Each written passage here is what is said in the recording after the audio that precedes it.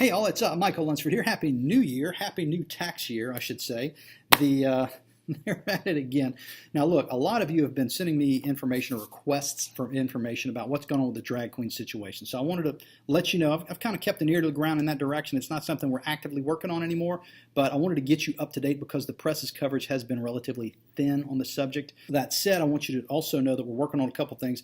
City of Scott has a 1-cent perpetual sales tax they're proposing for the March election. It's already worked its way through the process. It will be on your ballot.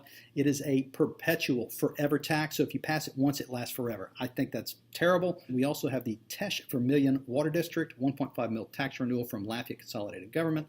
That organization has, I believe, a $28 million surplus, if memory serves. So do they need the full amount? Should they have proposed less instead of the full thing?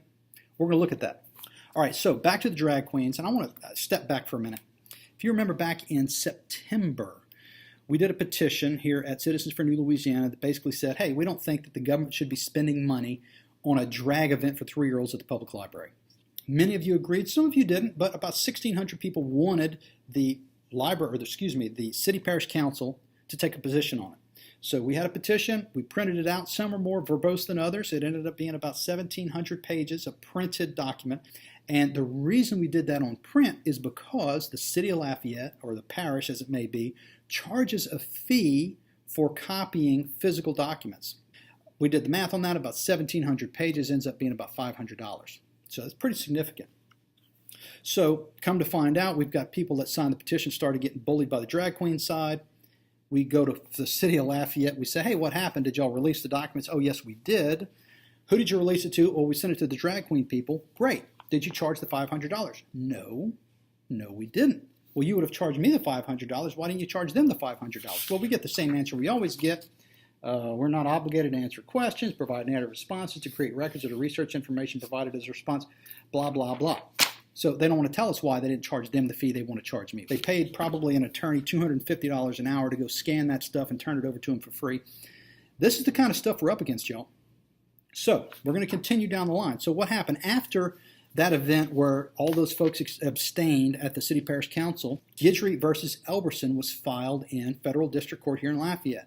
That court case created some problems for the library. There were motions being filed and things. The judge was getting frustrated because they were usually late at night or over the weekend about emergency motions about this, that, or the other. Well, the judge had enough of it. He said, look, let's all get together and we're going to agree to not have a drag queen event for 3-year-olds at the library until we work this through the court system. Is everybody okay with that? Well, the library's attorney said yes.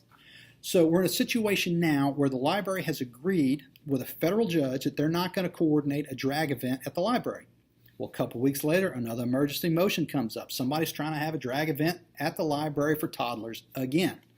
Well, come out of that, the library decides to add a checkbox or a document, and here's the document that talks about we can't have a drag event at the library because we have an agreement with the court that the Lafayette Public Library will stand down on planning a drag queen story hour pending relevant rulings. So they're in a situation where they can't do anything. The ACLU calls somebody, makes them nervous, they pull it off of the application. So now they're going to apply again to have their drag event at the library. Third party, not coordinating with anybody, but we already know who the players are. The library knows who the players are.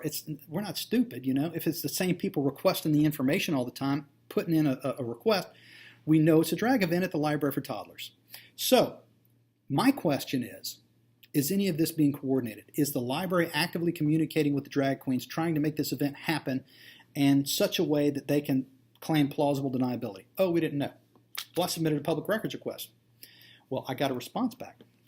The response basically said that today, this is last week, but today the guy that does this kind of research will be back from vacation and he'll get started on it. However, I've been instructed by this email not to get my hopes up because many, if not all, of the communications you seek are protected by attorney-client privilege.